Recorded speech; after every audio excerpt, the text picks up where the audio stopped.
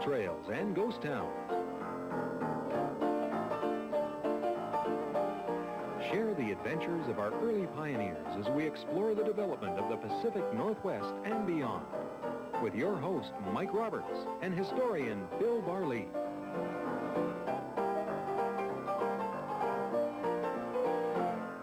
Welcome to Gold Trails and Ghost Towns. I'm Mike Roberts, and with me is Bill Barlee. He is an author, former school teacher, gold miner himself, and great storyteller. And today we're heading to a part of the country which you could spend, I guess, a lifetime on, the Caribou. Where in the Caribou? Well, a lot of people have spent a lifetime just mining in this area, Mike. So we're looking at, I think, the most famous placer gold region in the province. And this is the heart of the Caribou. When you're talking about the Caribou, you're talking about the 1860s when the original discoveries were made. Talk about famous towns like Barkerville. And you talk about some of those renowned creeks of the past. Williams Creek, of course, is the most famous. You had Nelson Creek, and you had Antler Creek, and Cunningham Creek, Slough Creek, Last Chance Creek, a lot of creeks, but the second most famous creek in that particular district is Lightning Creek. And that's the creek we're going to talk about today.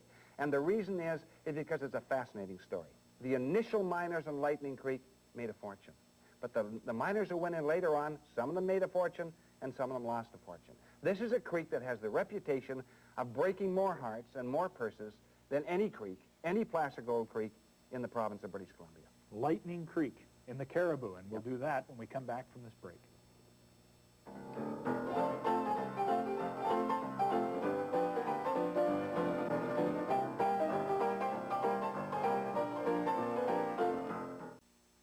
Welcome back to Gold Trails and Ghost Towns. Mike Roberts and Bill Barlee talking about Lightning Creek today. What era are we talking here? Well, we're talking early 1860s, Mike, and the initial creeks in the Caribou really were discovered in the fall of 1860, and then they come in quick succession. You have Antler Creek, you have Cunningham Creek, you have Williams Creek, and a number of other smaller creeks.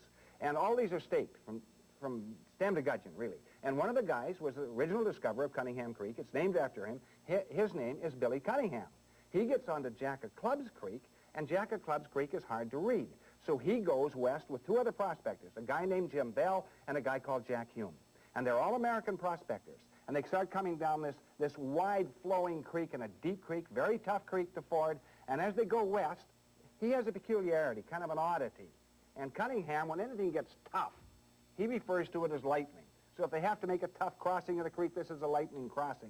And he refers to everything. Finally, they get to a place in this creek where it's almost impassable. It's virtually impassable. So he looks at it and he says, well, this is really lightning. And the other two guys said, well, we may as well call it Lightning Creek. You've pretty well described it to now, and so they're hence the name. So this is how the creek gets its name. No flashes or anything from the sky, just darn tough from beginning to end. That's all. No lightning storm, nothing like that. And what they do is they discover that this is a bonanza creek. And they start getting gold, and the gold they get, Mike, I'll show you some of the gold if you'll just take that pan. Alrighty. And this is some of the type of gold they get, and almost exactly the same. You like the sound. And, you know, that is coarse gold, it's nugget gold, it's what they call old gold, it's oxidized gold. And they stake, and Cunningham stakes a great claim, and Bell stakes a great claim, and Hume stakes a great claim, and some other individuals who follow them stake some magnificent claims. One of these guys is a guy called Ned Campbell. And Ned Campbell has a little show on Lightning Creek, and here's how good it is. In the first day, Mike, he takes out 900 troy ounces. He rounds it off to the 100. That's 75 troy pounds of nugget gold. The second day is a little poor. He takes out 500 ounces. That's a little over 40 troy pounds of gold.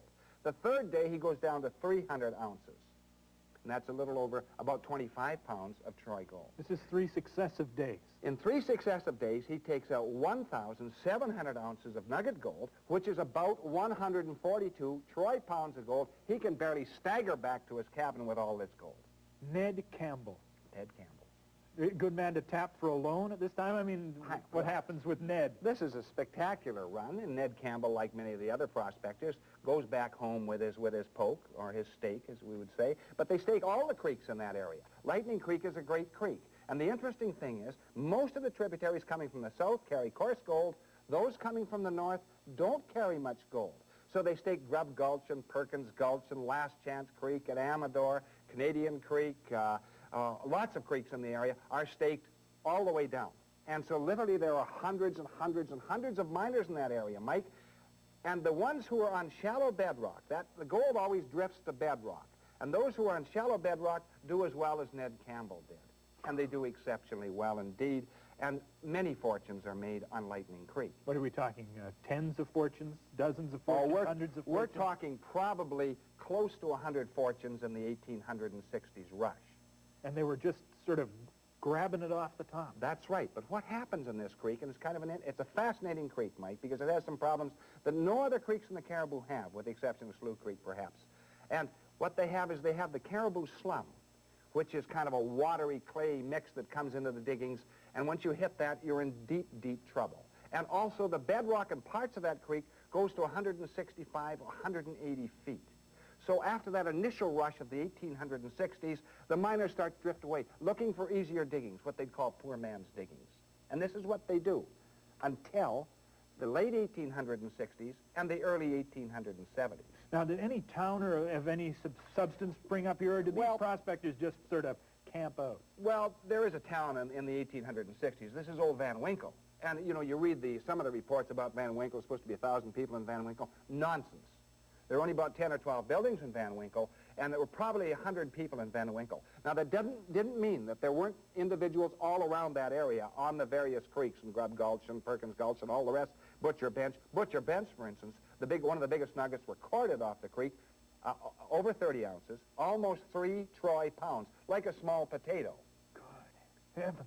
So this is what we call lead gold, Mike. Yeah. And then so we have that 1860s rush. The shallow diggings are cleaned up, and then the bulk of the miners move away. But at the end of the 1860s and the early 1870s, some of the miners realize that there must be good gold on the deep ground. So they come back in, and they start staking huge claims. And the three most famous claims are the 3 Vs, the Victoria, the Vancouver, and the Vulcan. And those 3 claims are really between the old town of Van Winkle and the new town of Stanley. So that's down creek about 1.5 miles away. That's all from Van Winkle. And these 3 claims use Cornish wheels. And the reason they use Cornish wheels, that's to raise the water from the depths. And these Cornish wheels, some of these, Mike, were so efficient, each Cornish wheel would throw 1 million gallons a day.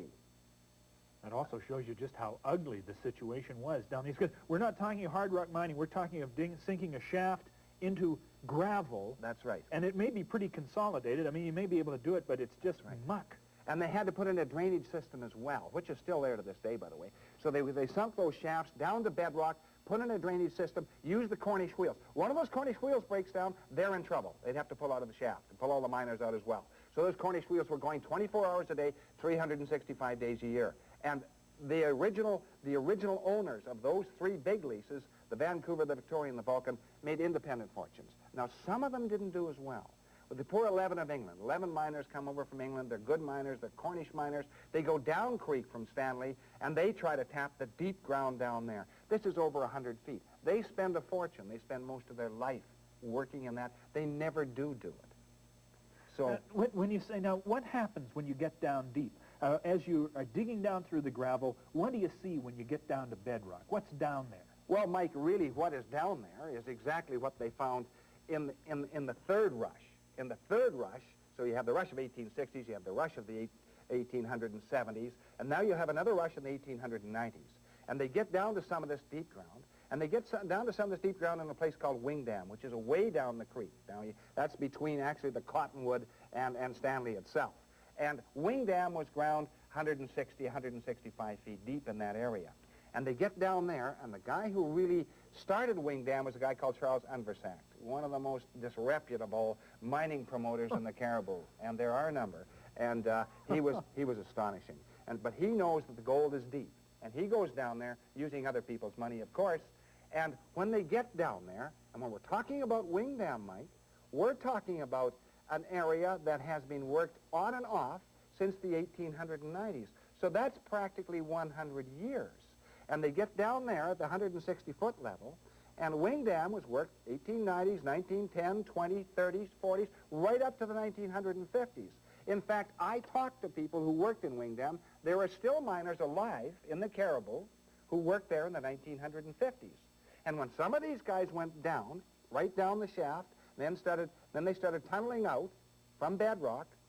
They were really astounded with how rich the ground was. The ground was staggeringly rich. They could look into the gravel, even under the lights, and see the gold sticking right to the gravel wall. In fact, I was talking to an old miner in Cold Spring House some years ago, and he was working down there with a partner, and they came up for lunch, because they didn't eat down below, and there's a reason for that, which I'll elaborate on in a minute.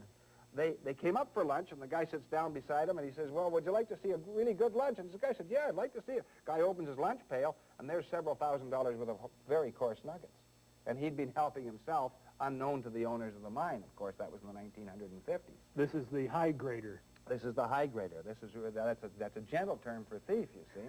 And really what it was, this was a very dangerous mine to work in because they had the Caribou Slum, Mike, which was breaking through all the time. They had to have a pumping system, a marvelous pumping system, and even then they could barely keep up with the water. And they had 12-inch timbering down there.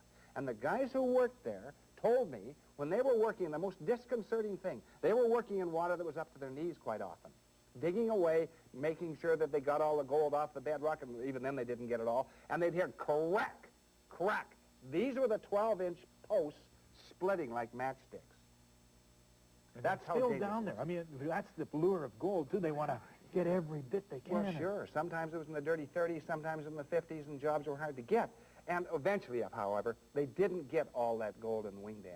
And they had to pull out the whole workforce, and they just made it because the whole working's flooded.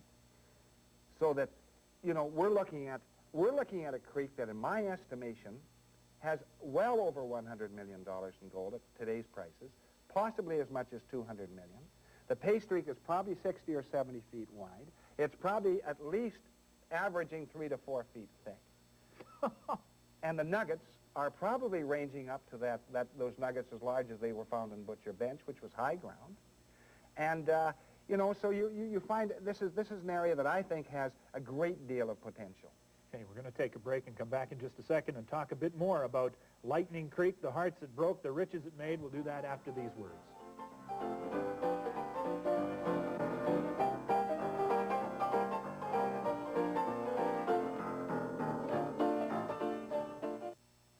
Welcome back to Gold Trails and Ghost Towns. Mike Roberts and Bill Barlee on Lightning Creek. Van Winkle's one of the towns we mentioned. Yeah. Van Winkle actually got mined and gave birth to a whole other town. Well, what happened is the ground of Van Winkle was found to be gold-bearing, so they simply tore down Van Winkle. But they had a post office in Van Winkle, so they put the post office down in Stanley and called Stanley Van Winkle. And then they called it Stanley after And then they called it Stanley. I again. understand. Where did the name Van Winkle come from? Do you know? Well, I don't know. It sounds like a literary name, of course, and may indeed be, because it isn't a well-known name in the West, Mike. I really can't answer that question. It only appears in the Caribou. That's right. As far as I know, it doesn't appear in Washington State or anywhere else in British Columbia or anywhere else in the Yukon. Stanley, where does it come from? Same thing. I really can't. Probably named after a miner, and it's probably named after a miner or a town. That was quite commonplace. And Stanley, you know, is kind of interesting because it went through the rise and fall of all these strikes on Lightning Creek. So Stanley was there in the late 1860s and 1870s, Mike. Significant town, much bigger than Van Winkle ever was. Then it's there again all the way through right up to the Depression of the 1930s. And, you know, it's really a colorful town in the 1930s. A lot of people are drifting back in at the depths of the Depression to tap some ground that had been missed by the old-timers or rerun some of the tailings that they really hadn't done a good job on.